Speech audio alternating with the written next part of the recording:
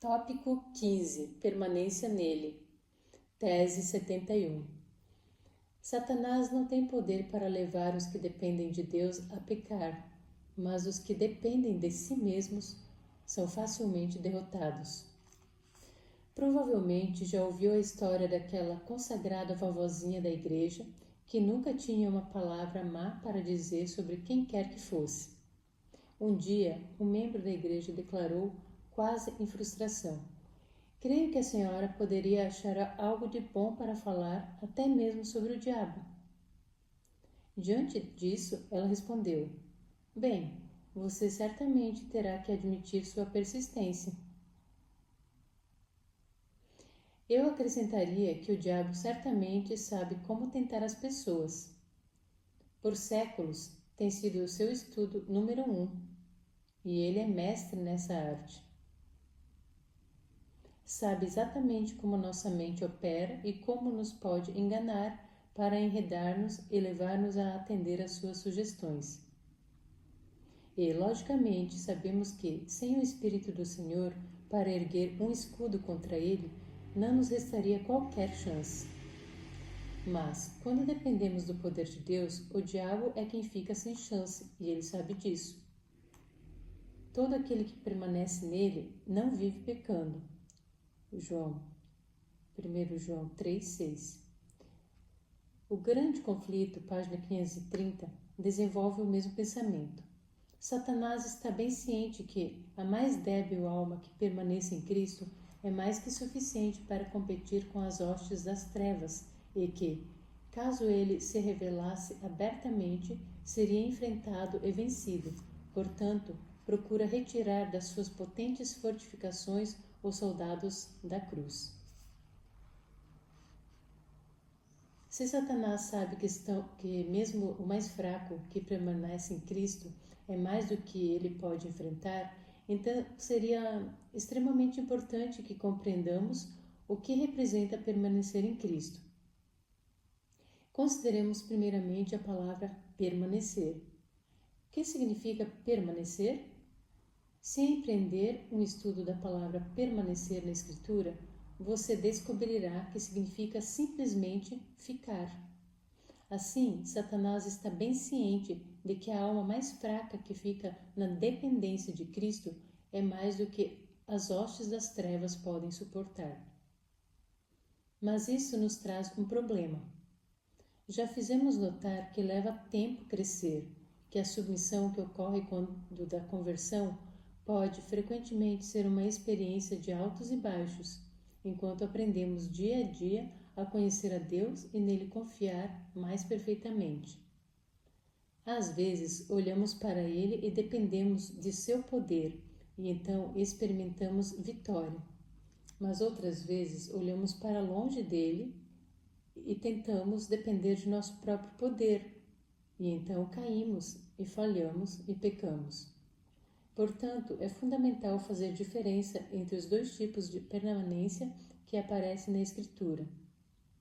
Estudaremos mais isso nas poucas teses seguintes, mas, em resumo, há uma permanência de relacionamento diário com Cristo e há uma dependência dele momento a momento. Às vezes, acatamos a ideia de que se permanecermos ou ficarmos numa relação com ele dia a dia, então experimentamos vitória ininterrupta. Mas é possível continuar permanecendo nele mediante um relacionamento diário com ele e ainda não permanecer na dependência de seu poder a todo momento. Na medida em que permanecemos na dependência do poder de Deus e não na dependência da nossa própria força, Satanás é derrotado. Mas a qualquer tempo que dependamos de nosso próprio poder para obter força contra a tentação, nós somos derrotados. Deus não estabelece nenhum tempo de espera de graça, nenhuma demora na vitória que tem para conceder. Desde o primeiro dia em que vá a Ele, é possível experimentar toda a vitória, todo o poder sobre o pecado, toda a vitória e a obediência que Ele tem para oferecer, enquanto continuar dependendo de seu poder.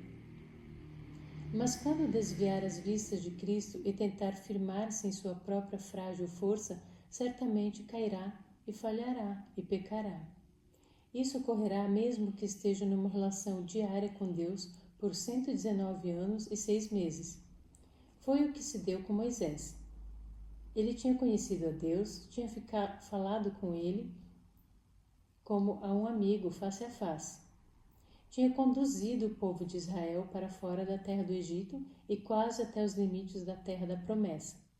Mas um dia ele permitiu que as tentativas do diabo fizessem com que sua atenção se desviasse de Cristo e tentou dirigir as coisas por seus próprios meios. Perdeu a paciência, tomou para si mesmo a glória que devia ter pertencido somente a Deus e acabou ferindo a rocha em vez de falar-lhe. Se lhe chegar um momento em que tenha que ferir a rocha, a despeito da forma em que esta se apresente em sua vida, pode saber de uma coisa. De algum modo, naquele momento, você deixou de depender do poder de Deus e começou a depender de você mesmo. Não importa, porém, quão fraco seja, até mesmo a mais débil alma, ao aprender a permanecer em Cristo a todo instante, Satanás não terá poder algum sobre você. Tese 72. O permanente relacionamento com Deus conduz à permanente submissão e dependência dele a todo instante. Suponhamos que você esteja num elevador indo para o topo de um edifício. Enquanto o elevador se dirige rapidamente para o alto, você se inclina para amarrar o cordão no sapato e escorrega e cai. Você foi para baixo, mesmo enquanto subia. Talvez esta seja uma ilustração fraca dos dois tipos diferentes de permanência. Podemos ir a Deus diariamente e permanecer nele dia após dia. É o permanente relacionamento diário que dá a Deus o controle de nosso rumo. Se permanecemos nele dia após dia, mediante um relacionamento diário com ele, nossa direção será para cima. Decidimos se permanecermos em relação com ele dia após dia, enquanto decidimos se passamos aquela hora de meditação contemplando a vida de Cristo em oração e comunhão com ele. E, na medida em que vamos a ele, num relacionamento diário e permanente, buscando o seu controle sobre nossa vida, nossa direção será para cima. Mas muitos cristãos se têm tornado penosamente cônscios de que, mesmo quando decidiram um relacionamento diário e permanente com Cristo, às vezes podem ainda desviar o olhar dele para si próprios. E nessas ocasiões caem, fracassam e pecam. Isso nos conduz a um segundo tipo de permanência, uma dependência permanente de momento após momento. Mesmo quando o relacionamento de permanência diário é ininterrupto, é possível que a dependência permanente momento a momento se torne vacilante. Vamos fixar o pensamento, para começo de conversa, de que é o relacionamento permanente diário que determina nossa direção e nosso destino. Caminho a Cristo, página 57 e 58, declara: o caráter se revela não por boas ou más ações ocasionais, mas pela tendência das palavras e atos costumeiros. Mas a dependência permanente, momento a momento, é o que determina a vitória ou derrota na vida cristã. Toda vez que estamos olhando para Jesus e dependendo de sua força, experimentamos vitória. Toda vez que olhamos para nós mesmos e dependemos de nosso próprio poder, somos derrotados. Dependendo de sermos fortes ou fracos, a derrota pode ser apenas interior, como também exterior. Se somos fortes, podemos comportar-nos corretamente, mas cair, falhar e pecar intimamente. Se somos fracos, a derrota será exterior, tanto quanto interior. Mas, se estamos dependendo do eu, em lugar de depender do poder de Jesus, não temos escolha senão cair, falhar e pecar. Um gráfico da vida cristã pode parecer-se com o que se segue. Aquele que está num relacionamento permanente, diário com Cristo, tem a tendência ascendente na vida, a despeito de falhas ocasionais. Contudo, se alguém não está num relacionamento permanente diário com Cristo, a linha teria o traçado seguinte: só descendente. Ele pode ter impulsos ocasionais que apontam na direção de Deus, mas a tendência geral de sua vida será para baixo. Se alguém estiver num relacionamento diário permanente com Cristo, então Jesus estará no comando de sua direção. Se não estiver num relacionamento de permanência diária, o diabo tem o comando de sua direção. As pessoas muitas vezes perguntam: então quem está no comando quando se dão os recuos para baixo, mesmo quando a direção geral é para cima? A resposta é que o diabo está no comando momento a momento, toda vez que desviamos o olhar de Cristo e recuamos da dependência de seu poder. Logicamente, o diabo tem de estar no comando toda vez que pecamos. Mas é possível que ele obtenha o controle de nossa vida no momento, enquanto Deus ainda está no controle de nossa direção.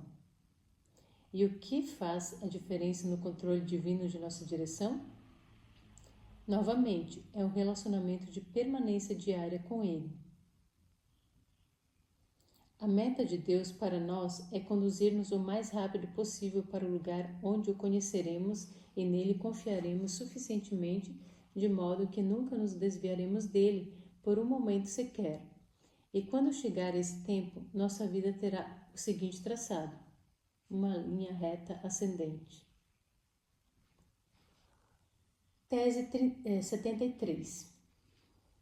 Olhar para o eu é sempre o ponto de separação de Deus e interrompe a dependência dele momento a momento.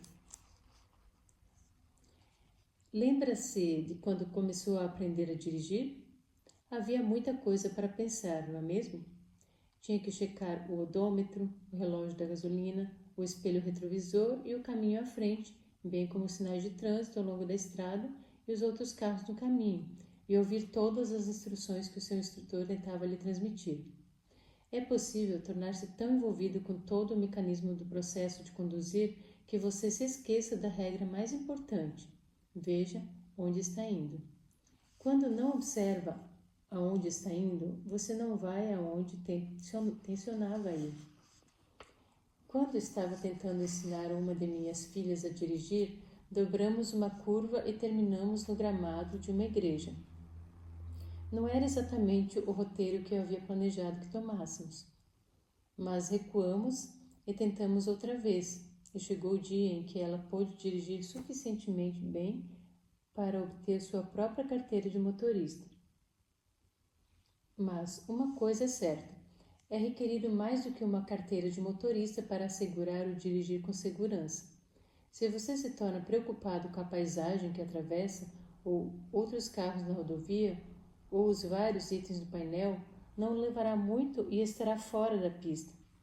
Se você se olhar no espelho retrovisor e concentrar ali sua atenção, em lugar de aonde está indo, terá problemas. Às vezes, quando nos tornamos cristãos, temos problemas idênticos aos de um motorista iniciante. Envolvemos-nos com os mecanismos, ficamos olhando para nós mesmos, para ver como estamos indo. Olhamos para as outras pessoas para ver como estão se saindo. A paisagem circundante, os prazeres ou provações da vida aqui na Terra distraem-nos a atenção. E não demora muito para que nos encontremos no cano de esgoto espiritualmente. É uma lei que, toda vez que afastamos nosso olhar de Cristo e o concentramos em qualquer outra coisa, perdemos o rumo. O livro Caminho a Cristo nos diz: quando o pensamento se concentra no próprio eu, é afastado de Cristo, a fonte de vigor e vida. Por isso, é constante empenho de Satanás conservar a atenção desviada do Salvador e evitar assim a união e comunhão da alma com Cristo. Toda vez que o diabo tem êxito em levar-nos a desviar a vista de Cristo, É inevitável que caiamos, falhemos e pequemos.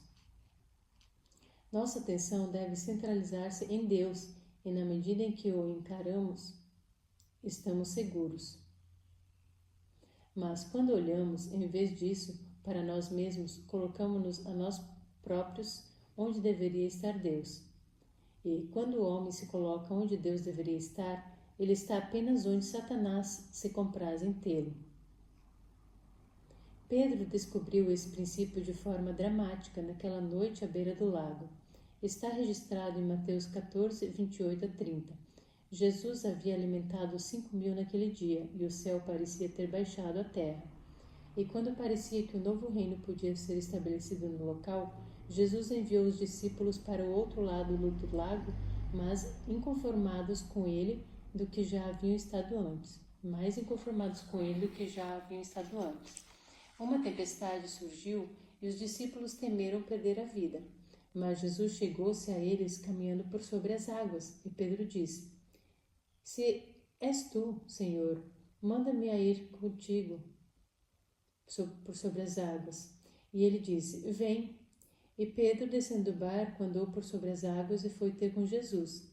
Reparando, porém, na força do vento, teve medo e, começando a submergir, gritou: Salva-me, Senhor! Durante o tempo em que manteve os olhos fixos em Jesus, esteve seguro. Mas quando, em vez disso, olhou para as ondas e para o barco à distância, para assegurar-se de que os outros discípulos o notavam, começou a afundar.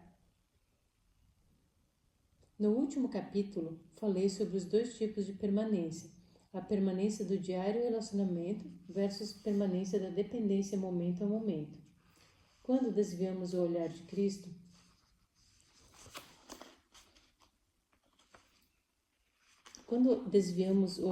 Cristo, é a dependência momento a momento que é interrompida, não a permanência do relacionamento diário. Quando caímos, falhamos e pecamos, devemos ir a Cristo para o arrependimento e perdão. Mas o nosso destino eterno não é decidido por lapsos momentâneos. Se alguém que comunga com Deus diariamente, a permanência do relacionamento diário, erra o caminho, se por um instante deixa de olhar firmemente para Jesus, a permanência da dependência momento a momento não é porque peque intencionalmente, pois quando vê o seu erro, volve-se novamente e fixa o olhar em Jesus, e o fato de ter errado não o torna menos querido ao coração de Deus. Tese 74. Deus jamais se separará de nós, mas podemos decidir separar-nos dele. Deus nunca entra com uma ação pedindo divórcio.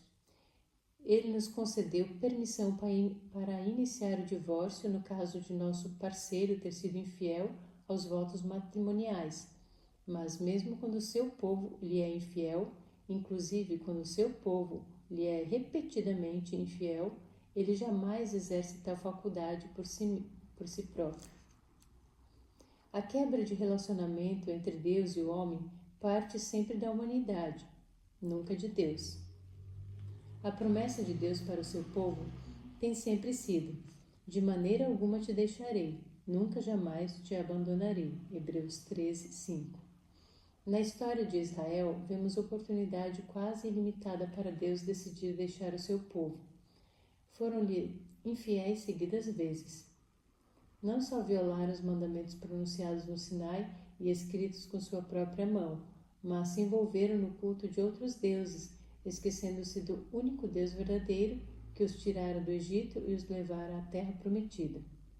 O registro de sua história no Velho Testamento contém repetidamente a impiedade e rebelião de reis e povo. O Desejado de Todas as Nações, página 28, declara: desde o tempo de sua entrada na terra de Canaã, apartaram-se dos mandamentos de Deus e seguiram os caminhos dos gentios. Era em vão que Deus enviava advertências por seus profetas. Em vão sofriam eles o castigo da opressão gentílica. Toda a reforma era seguida de mais profunda apostasia. Ao tempo de Cristo, o pecado se tornara uma ciência e era o vício consagrado como parte da religião. A rebelião deitara fundas raízes na alma, e violenta era a hostilidade do homem contra o céu. O diabo regozijava-se de ter feito tão bem o seu trabalho que finalmente a paciência de Deus cessaria e a humanidade seria destruída. Mas Deus tinha um plano melhor. Em lugar de destruição, ele enviou um Salvador. Jesus veio ao mundo para oferecer reconciliação em pessoa, tentar superar o abismo entre a humanidade e o seu Deus. A oferta de misericórdia que a nação de Israel rejeitou é ainda oferecida a indivíduos, e toda pessoa que vive sobre a terra pode ainda aceitar essa oferta. Somente quando todo indivíduo tiver feito a escolha final contra ou a favor de Deus, será a oferta retirada.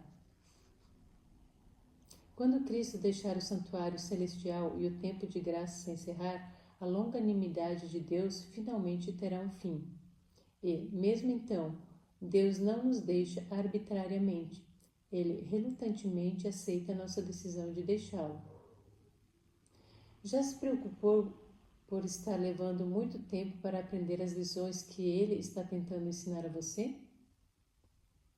Já orou dizendo: Deus, por favor, não desista de mim? Pode ficar certo de que ele nunca o fará. Talvez uma oração melhor fosse: Deus, por favor, ajuda-me a não desistir de ti. Pois, no que tange ao dom da salvação e nosso relacionamento com ele, contamos com o voto majoritário.